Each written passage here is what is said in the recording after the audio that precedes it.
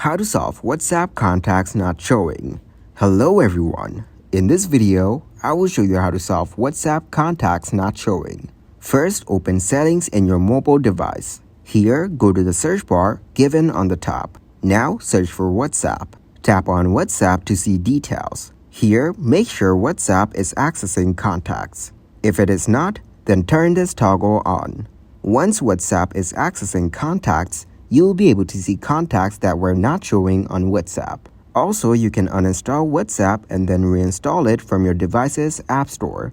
This can help resolve issues related to the app's installation or data. Always make sure that you are using the official version of WhatsApp from your device's App Store. Avoid using unofficial or modded versions, as they may not work correctly and could pose security risks. Thank you guys for watching this video. Hope you got some value. Make sure to like the video and subscribe to the channel to get notified for new videos. See you in the next one.